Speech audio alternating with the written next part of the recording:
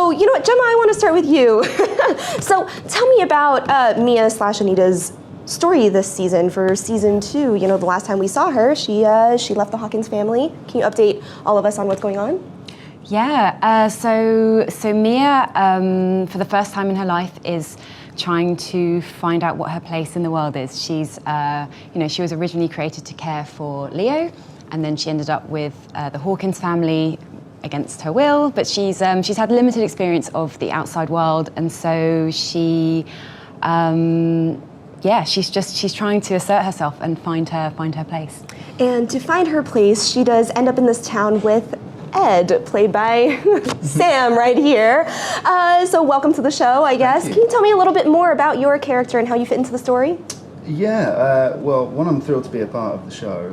Was such a huge fan of the first series. So Ed is sort of represents, I guess, the everyman. He's a young guy struggling with burdens of running a business that's failing and caring for his ailing mother. And so we first meet him in this state, and he has hired Anita as a help in the cafe, really, and to help some of the burdens, and so the two of them have a lot of interaction at his place of work, and there's a really interesting dynamic. He hasn't been around since very much, so this is one of his first interactions. So he's working out how he relates to the machines, you know. And American fans last saw you on Nashville, so should we be expecting any singing or any crooning here? Yes, there's a couple of big musical numbers. Wonderful. Yeah, they do a duet, actually. They do, yeah, they do very beautiful duets. It's all in binary. There's no singing, thankfully. Well, just ones and zeros. Yeah, beep beep beep beep.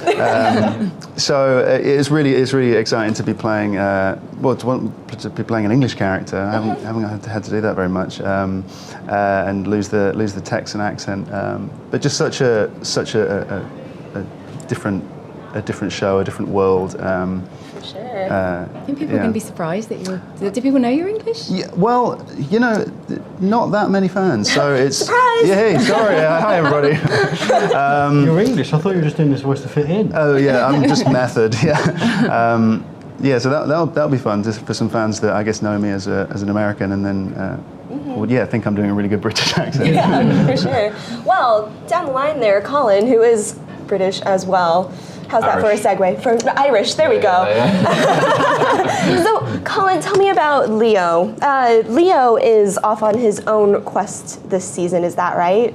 Yeah, pretty much. I think he's headhunted a kind of approach to his future, and I think it seems very possible for him now. It seems very achievable, whereas I think before, maybe in season 1, it was kind of a bit overwhelming for him, and he was swamped with a lot of ideas, and so he kind of shunned, I guess, humanity in general. In season 2, I think he's targeted what he wants, how he's going to get it. I think he sees how that's possible, and I think we see him in a much more focused, much more driven place this year. Okay, and then Tom, also to check in, the Hawkins family is still involved in this story, but how are the Hawkinses doing?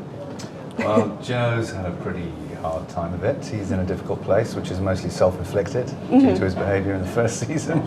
So he's decided the best thing to do to save his marriage and for the sake of the kids is to move the Hawkins to a new house, a new place, and try and start over, because the impact on the children's lives particularly has been really strong. He hopes he can save his marriage. He's trying to be a stay-at-home dad, and really feels that if he can help the children, hopefully Laura will notice that and realize that he's a good guy. All right, there you go. And now Sam and John, just overall, the first season asked questions about what is humanity, what is consciousness. What big questions are we going to be asking and approaching in season 2? Well, we're still exploring those questions because they're pretty big. You can't deal with those just in one series. But it's a bigger story. It's more global. In episode 1, our story dances around from the UK to San Francisco to Berlin to Bolivia, because their events are set in motion in that first episode that truly are world changing. So the stakes are larger for our characters. But really, it is still at its heart about those relationships. I think almost every character in this series has a new and unexpected relationship. Synths and humans, humans and humans, synths and synths. But everybody's having new relationships that kind of explore new sides of not only themselves, but also of the idea. And some of those relationships will be absolutely key to sort of deciding the future of the world in our story. All right, that's a big question there, right there, the future of the world. So that wraps everything I wanted to ask you guys. Thank you so much for stopping by again. This is the very human cast of humans, cast and writers.